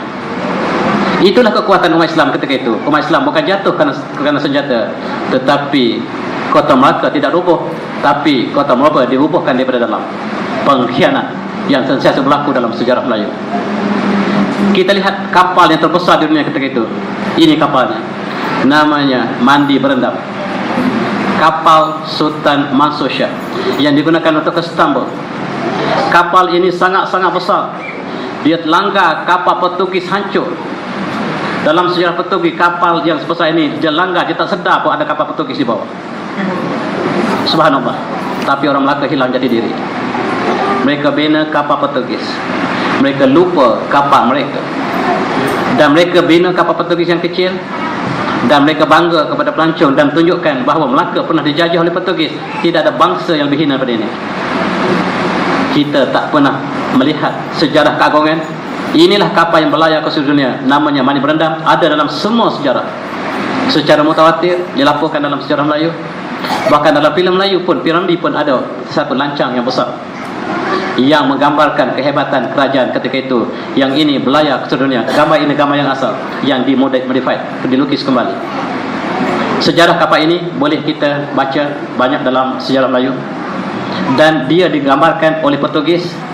Panjangnya 180 kaki, lebar 36 kaki. Cuba kita bayangkan sama mana rumah ini lebar, panjang 180 kaki. Cuba bandingkan dengan kapal Portugis yang terbaik ketika itu yang ada di Melaka, yang dibuat oleh kerajaan Melaka ini. Dan inilah kapal yang tiada tandingnya. Barangkali Istanbul pun tidak mempunyai kapal yang sebesar ini. Dan inilah sultan yang sangat adil, namanya Sultan Alauddin Riayat Shah. Inilah yang melaksanakan hukum Islam di Melaka. Dia adalah raja yang diasuh oleh Sultan Mansur, oleh ulama-ulama yang terbaik, dan dia telah melaksanakan hukum Islam yang perfect di Melaka. Dalam sejarah Melayu masih lagi kita dapat kesan keadilan raja ini. Dalam sejarah Melayu, walaupun dia ditulis untuk berpihak pada Portugis, masih digambarkan waktu malam raja ini keluar ke serangan dengan pedangnya, dengan kerisnya, dan dia mencari lanun yang berhamajalalah di Melaka. Dia kejar lanun dan dia matikan, dia tikam 5 orang perompak malam itu. Seorang dia menunjukkan raja yang gagah perkasa. 5 orang lanun dilawan oleh seorang raja. Esok dia bangun, dia panggil Temenggung. Temenggung adalah ketua polis. Malam tadi apa-apa kejadian? Tak ada apa-apa. Pergi tengok tepi jambatan, ada 5 perompak yang mati. Siapa yang bunuh? Terpanjat Temenggung, sebab Temenggung tidak menjalankan tugas. Inilah menunjukkan dia adalah seorang raja yang sangat-sangat adil, dan dia meresi sifat Khalifah Umar Ibn Aziz. Tetapi tokoh ini tidak diberikan setimpalnya sejarah tentang dirinya. Yang ada adalah cebisan-cebisan daripada sejarah agungnya. Dan di Melaka ketika itu dia melaksanakan hukum yang ada Al-Quran. Dia melaksanakan hukum qisas, dan dia melaksanakan hukum rejam ke atas muhsan. Dia juga melaksanakan hukum potongan tangan dalam pasal yang ke-7. ekonomi riba diharamkan sepenuhnya di pelabuhan Melaka, murtad ialah mati. Dilaksanakan dan boleh kita kaji dalam undang-undang konon Melaka. Sayang British mengatakan tanah Melayu tidak ada undang-undang, sedangkan undang-undang bertulis yang lengkap sebelum British maju, kita sudah ada undang-undang dalam kurun yang ke-15. Dan undang-undang ini melaksanakan Islam dengan adil. Ada satu lagi undang-undang tambahan kepada undang yang utama ini, ialah undang-undang ta'zir. Undang-undang ta'zir juga dimasukkan dalam pasal-pasal yang lengkap, sebab ini diambil daripada Osmaniyah. Osmaniyah melaksanakan undang Islam yang sempurna, maka Melaka ialah sebahagian Osmaniyah, Maluku ialah Osmaniyah, Sulu ialah Osmaniyah, dan mereka melaksanakan hukum yang sama. Tetapi ini tidak diberi perhatian oleh profesor-profesor terbaik negara kita. Mereka sebut undang Melaka, mereka tidak menghuraikan apakah undang-undang Melaka. Kemudian ada satu lagi undang-undang melengkap pada undang-undang Melaka, disebut Undang-Undang Konon Laut Melaka. Ini hukum harabah. Siapa yang melakukan rompakan di perjalanan, maka Al-Quran menentukan, yakni potong tangan dan bersilang kaki dan kepala dan disalib. Itu ialah hukuman Islam, hukum harabah. Tetapi sekiranya harabah tidak dapat dibuktikan, maka ta'zir dilaksanakan. Maka ta'zir inilah yang banyak dibincangkan oleh ahli undang-undang. Mereka mengatakan Melaka tidak melaksanakan hudud, tetapi melaksanakan ta'zir. Ta'zir memang ada, tetapi yang asal pun ada, tapi mereka cuba overlook tentang perkara yang sebenar. Saya harap kajian tentang undang Melaka ini dikemukakan kembali untuk buktikan bukti yang benar-benar bahawa Melaka melaksanakan undang-undang yang penuh, sebagaimana yang didakwa oleh British bahawa negara ini belum ada undang-undang. Pegawai-pegawai kita terbaik di Malaysia mengatakan kita tidak ada undang-undang sebelum Kemalua diperkenalkan. Sayang mereka tidak belajar sejarah. Bukan saja undang-undang Melaka, tetapi undang-undang Pahang. Kemudian kita lihat undang-undang Laut Melaka, iaitu hukum harabah. Kemudian hukum undang-undang Pahang dilaksanakan oleh generasi apabila Melaka telah kalah, maka sebahagian daripada keturunan Suruh Jadu Melaka telah sampai ke Pahang, dilaksanakan oleh Sultan Abdul Ghaffar, kadang-kadang disebut sebagai Sultan Abdul Ghaffar. Dan Ustaz Abdul Halim, Dr. Abdul Halim Muhammadi telah mengkaji lengkap undang-undang ini, undang-undang Pahang, dan saya harap diterbitkan, dibincangkan, sebab dialah perincian kepada undang-undang Melaka. Tetapi sayang, saya rasa belum dicetak, dan boleh bertemu dengan Ustaz Halim sama ada dia sudah cetak kitab ini atau tidak, dan dia menceritakan bahawa undang Islam kebanyakan ta'zir telah ditunaskan dengan jelas dalam undang-undang Pahang, dan ini perlu dibicarakan, perlu dibedahkan, perlu dihuraikan supaya kita tahu bahawa dakwaan orientalis tidak benar sama sekali. Dan kita lihat undang-undang Kedah juga melaksanakan undang-undang yang sama ketika pemerintahan Sultan, tak silap saya, Sultan Muhammad Jiwa. Kemudian Perak juga melaksanakan undang yang sama dalam besi-besi yang tertentu. Maksudnya bahawa sebelum British datang ke sini, sebelum penjajahan Pangkur, maka Islam telah termaktub dalam undang-undang bumi, land, law of the land. Kita lihat dalam filem Semerah Padi. P. Ramlee membuat satu filem berdasarkan daripada kisah yang benar, dan di situ kita lihat undang-undang Islam telah maktub. Walaupun difilmkan, maka undang-undang keterangan ini tidak disempurnakan dengan sempurna dengan saksi-saksi yang sah, tetapi dihukumkan rejam ataupun di rotan. Ini menggambarkan kelemahan filem, bukan kelemahan cerita asalnya. Asalnya ditemakan kepada salah satu daripada alam Melayu yang melaksanakan undang yang sama. Saya pergi ke Aceh beberapa tahun lepas. Saya dibawa ke satu tempat rejaman orang yang berzina. Ada masih disimpan sebagai satu tempat kenangan di kawasan pendalaman Aceh. Di situ pernah dilaksanakan ketika zaman kerajaan Aceh, menunjukkan Aceh juga melaksanakan Islam. Dalam kitab fiqh dituliskan bahawa Jawa, apabila disebut Jawa, maksudnya sama ada kita ataupun Jawa sebenarnya. Dia sebut hukman la suratan. Di dalam istilah perundangan disebut de facto de jure. Maksudnya Melaka ataupun Jawa pernah melaksanakan hukum Islam sepenuhnya. Dia panggil hukman la suratan. Apabila Belanda datang, maka hukum itu masih termaktub, tetapi tidak laksanakan. Hukman la suratan. Hukman la suratan maksudnya undang-undang tercatat tetapi tidak laksanakan sebab Belanda mengambil alih. menunjukkan bahawa contoh-contoh ini dicatatkan dalam kitab-kitab fiqh kita, menunjukkan bahawa bumi ini bukan bumi yang tidak ada undang-undang, tetapi bumi yang sudah ada undang-undang. Tapi sayang, British telah menukar sejarah negara kita. Oleh sebab itu, pemuda-pemuda depan saya, harus ada pengkaji. Untuk mengkaji, kita harus menguasai ilmu. Dan apabila kita mengkaji tentang sejarah Islam, bahasa Arab wajib. Oleh sebab itu, kita harus kuasai dengan sepenuhnya, sebab kita nak baca teks klasik. Saya alhamdulillah, saya buat PhD dalam bidang manuskrip yang sangat-sangat sulit untuk saya baca.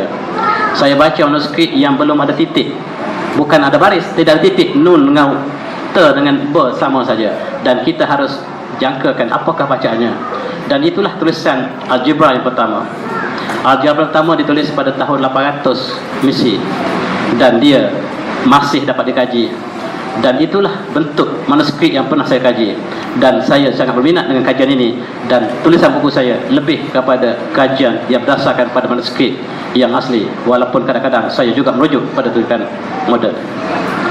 Saya nak masuk, kalau ada masa, tunggu sih, ataupun saya kena berhenti di sini. Kalau saya sentuh sedikit, ialah tentang kemerdekaan negara kita. Bilakah kita dijajah? Kita dijajah apabila Portugis telah datang. Siapakah Portugis? Portugis ialah Portugal. Apabila Indonesia telah kalah, Islam bertahta di Indonesia selama 700 tahun. Tariq bin Ziyad masuk pada tahun 711, tetapi pada 1492 kerajaan Islam telah dikalahkan. Khalifah yang terakhir telah menyerahkan kota Cordoba, simbol kerajaan Islam Andalusia, kepada Ferdinand dan Isabel. Ferdinand dan Isabel sangat jahat. Mereka ialah raja yang paling jahat dalam sejarah dunia.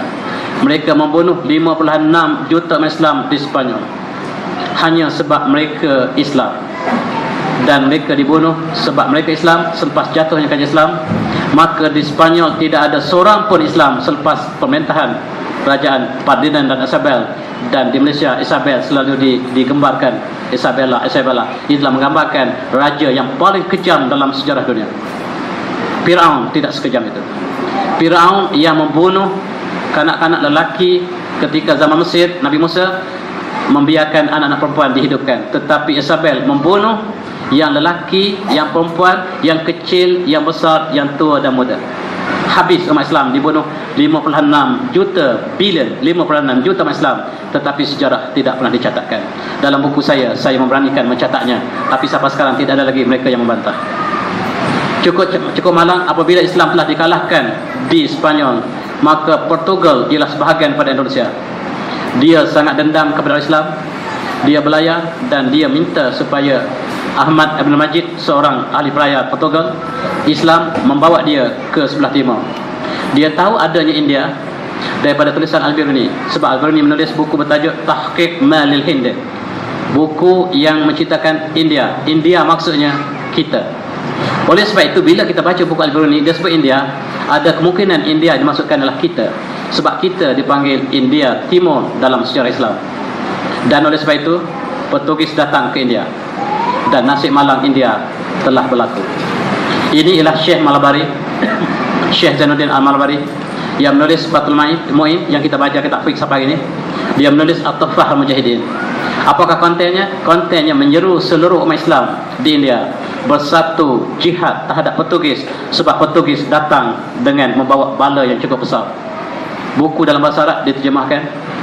Dia tulis seperti berikut apa yang dilakukan oleh Portugis. Dia kata, Syekh Zainuddin described the terror unleashed by the Malabari Muslims by the Portuguese, who were fired with a hatred of Islam and Muslim, discriminate killings of Muslim, rapes of Muslim women, possible conversion of Muslim to Christianity, enslaving of hundreds of Muslims, destroying mosques and building churches in their place, and setting alight Muslim shops and homes. Sebahagian daripada masjid telah diruntuhkan dan batunya dibawa ke Melaka untuk membina kota Melaka. Dan ini peta kemudiannya. Bila sampai ke India, mereka mengalahkan India. Akhirnya mereka tahu bahawa ada sebuah kerajaan Islam di sebelah timur, namanya Melaka. Ini lukisan Portugis, kota Melaka, kota yang sangat perkasa. Itu kotanya, kota batu, bukan kota kayu yang dibuat di Melaka sekarang. Dia kota yang sangat teguh. Tetapi kota ini tidak ada sama sekali, bekas pun tidak ada. Di manakah letak kota ini? Barangkali dalam laut, barangkali disembunyikan oleh Portugis, barangkali kota Melaka sekarang itulah kota Melaka yang asal. Wallahu alam, saya tak tahu. Tetapi inilah lukisan Portugis. Mereka datang kepung dan mereka berbaik dengan dalaman. Kota Melaka tidak pecah. Meriam yang digunakan oleh Sultan Melaka sekali tembak 10 kapal hancur. Dan oleh sebab itu, bagaimana untuk mengalahkan? Terpaksa mereka jadi cari jalan lain. Berbaik dengan orang dalam istana. Sekiranya kami menang, kamu akan dilantik jadi bendahara. Inilah petualang yang mengalahkan Melaka.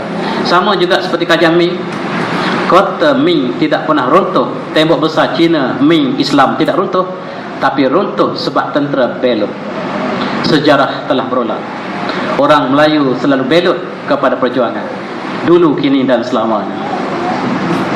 Kita lihat Portugis, namanya Afonso de Albuquerque. Dia adalah ketua gereja.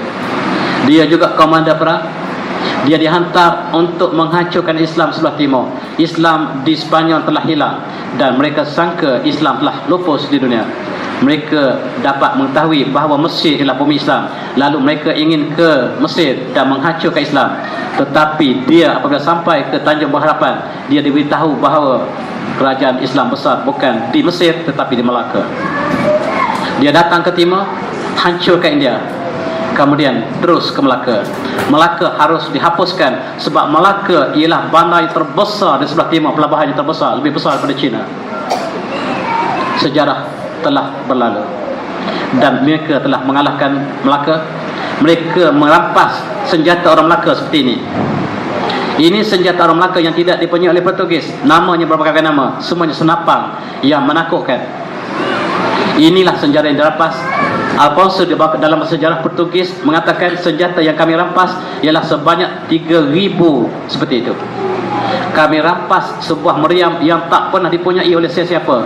Yang paling besar ke dunia itu dipunyai oleh Sultan Melaka, yang tembak kapal Portugis hancur. Tetapi kenapa sejarah Melayu tidak ada?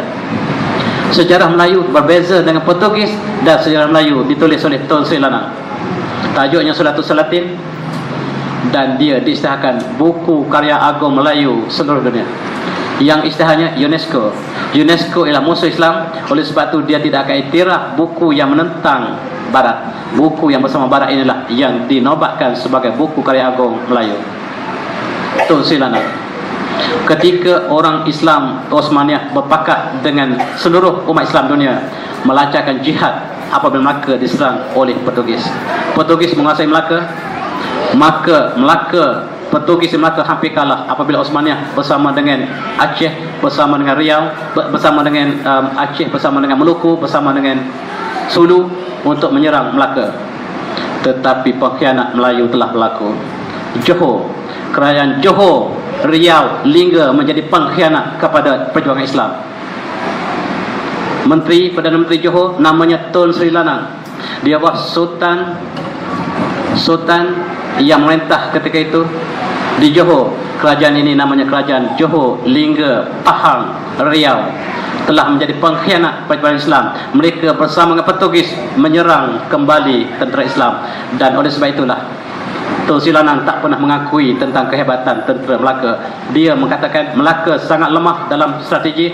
Dia menggunakan keris dan juga lembing. Macam mana nak lawan Portugis yang ada segala cantik? Rupa-rupanya dia tali baruh British, tak pernah tahu Portugis. Sayang, inilah yang dihiraukan seluruh pustakaan di Malaysia yang terbesar bernama Tun Sri Lanang, tetapi dia pengkhianat. Bila saya sebut dia pengkhianat, ada keturunan dia dalam majlis.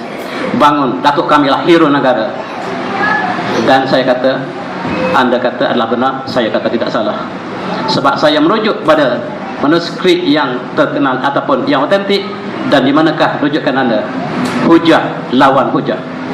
Dalam penulisan sejarah, kita mesti ada hujah untuk kita letakkan sesuatu. Dan dia telah ditangkap dalam sejarah Aceh. Dia telah ditangkap oleh kerajaan Islam Osmaniyah yang gubernurnya Sultan Iskandar Muda Aceh. Lalu dia dihukum mati sebab dia melakukan borah penentangan terhadap kerajaan Islam yang sah. Tetapi Sultan Iskandar Muda sangat-sangat tasamuh. Dia mengatakan orang ini tidak paham Islam. Kita lantik mufti kita yang bernama Syekh Abdul Rauf Pansuri, Syekh Nuruddin Adoniri dan Syekh Samsudin Sumatrani supaya ajar orang ini tentang Islam. Kenapa orang Islam tidak boleh menentang kerajaan Islam? Hukum ialah borak, tetapi kita bagi peluang kepada dia. Kita bagi peluang kepada Tun Sri Lanang supaya dia belajar fiqh Islami dengan tepat, dan dia diajar tentang agama. Akhirnya dia berubah menjadi orang yang sangat alim, lebih alim daripada orang Aceh sendiri, sehingga dia telah menarik perhatian Sultan Iskandar Muda untuk melantik dia menjadi gubernur di kekuasaan di Aceh, dan dia dikenang sebagai orang yang baik. Benar apa yang disebut oleh keturunan dia dalam satu majlis. Dia kata, Datuk kami orang yang alim, kata benar, tetapi tidak menafikan yang dia bekerjasama dengan Portugis. Dia sudah bertaubat, benar untuk dirinya, tetapi bagaimanakah dengan persahabatannya dengan Portugis, menyebabkan ribuan tentera Islam telah syahid dalam perjuangan ini disebabkan oleh pemberontakan Tun Sri Lanang, saya kata. Dan majlis perbahasan berhenti di situ. Ini ialah sejarah. Sejarah telah berlalu, tetapi apa yang ada hari ini disambung oleh sejarah untuk kita lancarkan perjalanan kita seterusnya. Oleh sebab itu, sejarah ialah langkah kita yang sebelum ini yang harus kita jadikan alasan, landasan untuk kita bergerak ke depan. Seluruh dunia bersama Osmaniyah, seluruh tentera Islam di dunia bersama dengan Osmaniyah untuk menentang Portugis di Melaka, kecuali kerajaan Johor, Pahang, Lingga. Kerajaan Pahang juga ketika itu bersama Portugis, sayang. Riau juga bersama Portugis, sayang. Dan kita lihat sentiasa ada pengkhianat daripada dalam. Tetapi bila Melaka jatuh, maka muncul kerajaan di Jawa, namanya Kerajaan Demak. Kalau roboh kota Melaka, papan di Jawa kami dirikan. Kalau sungguh bagi dia kata, nyawa dan diri kami serahkan, kata patut Melayu. Kalau roboh kota Melaka telah jatuh ke tangan Portugis. Papan di Jawa kami dirikan, Kerajaan Demak, Kerajaan Papan. Kalaulah Kerajaan Melaka, kota batu, bukan papan ya. Kalau roboh kota Melaka, kota daripada batu, papan di Jawa kami dirikan, iaitu kerajaan kecil yang berasaskan papan. Dan didirikan di Jawa, namanya Kerajaan Demak, Kerajaan Cirebon. Kerajaan inilah yang bersusah payah menentang Portugis, tetapi dihalang oleh Johor. Johor bersama dengan Portugis untuk menghalang datangnya orang tentera mujahid daripada Jawa. Orang Johor, saya pergi ke Johor baru ini, marah pada saya sekali lagi. Kata jangan marah pada saya, marah pada sejarah. Saya hanya menyatakan sejarah. Jangan pula sebab postman hantar surat menolak permohonan anda, maka postman pula dia marah. Saya hanya postman. Oleh sebab itu, marah pada yang menulis surat itu, pada sejarah yang asal itulah yang harus kita marah. Dan saya hanya mengulang sejarah, saya hanya postman. Dan kita lihat pengkhianatan dalam perjuangan. Melaka telah dikhianati oleh orang Melayu. Kemudian apabila Belanda telah masuk ke Melaka, maka Melaka sekali lagi dikhianati oleh pejuang-pejuang Melayu juga.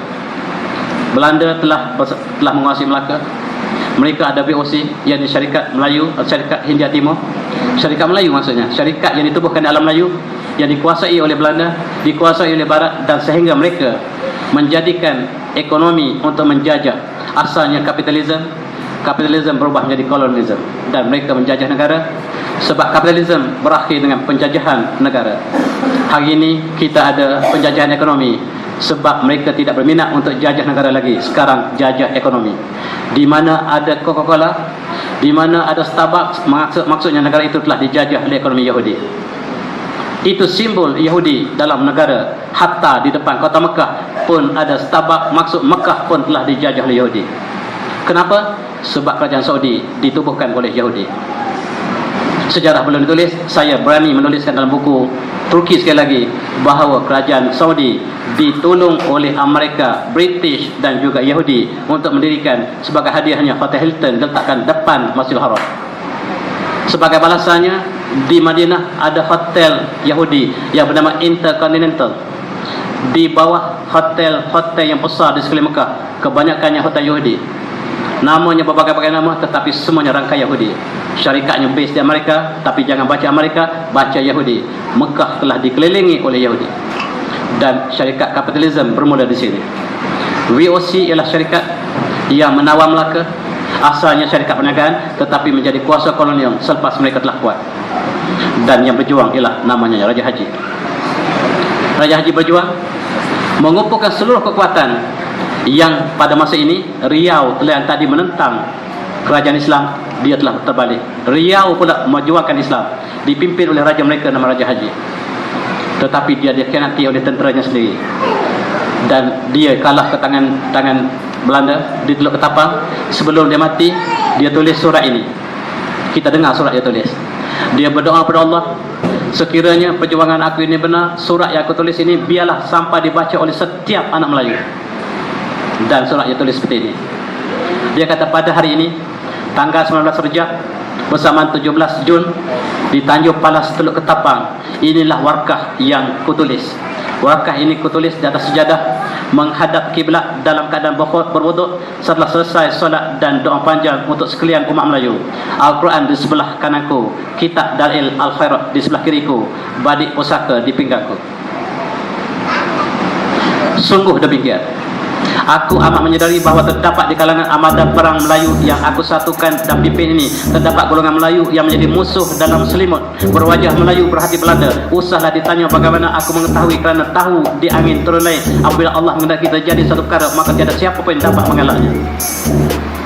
Dia tulis panjang sehingga ditulis, maka berani mati, sehinggalah petualang bangkit daripada sujud ketika imam dan jemaah masih bersujud, lalu ditancam pisau di belakang antara mereka. Maka sekali lagi tidak mengundang gundah apabila sudah datang janji Allah, maka syahidlah dia. Jika ditikam itu masih hidup, maka dia akan menjadi saksi kepetualangan si munafik tersebut. Lalu mudahlah dicam dan diberikan seketika itu juga. Maha besar Allah, yang maha awal, yang maha akhir. Raja Haji mengumpulkan tentera seluruh alam Melayu. Dalam tentera ada yang menerima rasuah Belanda. Mereka solat terakhir untuk perangan, solat untuk perjuangan jihad. Mereka sujud lama mohon doa kepada Allah, dan kawan bangun tikam kawan sebelah. Kawan bangun tikam kawan sebelah. Itulah kekalahan tentera yang dipimpin oleh Raja Haji. Pengkhianat di dalam sejarah daripada Melaka awal. Ketika Melaka pertahankan di Portugis, mereka dikhianati daripada dalam. Ketika Portugis, mereka dikhianati daripada dalam. Ketika Belanda, mereka dikhianati daripada dalam. Dan ketika Inggeris memerintah kita dikhianati sekali lagi daripada dalam. Tentera-tentera kita, polis mata-mata kita yang bekerja dengan Regimen Melayu, bekerja dengan British dan menentang pejuang-pejuang termasuk Tok Janggut, termasuk Datuk Bahaman yang berjuang untuk mereka negara ini. Mereka dianggap sebagai pengganas dan ditangkap oleh mata-mata yang dibiayai oleh British, dan kita merdeka, mata-mata ini dianggap sebagai hero negara, sedang mereka adalah tali baru British. Pengkhianatan sentiasa berlaku, dan saya nak sebut tajuk yang keenam, barangkali tidak sempat. Saya rasa saya nak sebut tentang perjuangan ulama, tetapi tidak sempat hari ini, maka saya tangguh di sini. Dan saya sudah di sini kalau ada soalan untuk kita bincangkan. Kalau saya boleh jawab, insyaAllah. Kalau saya tak boleh jawab, Ustaz akan jawab.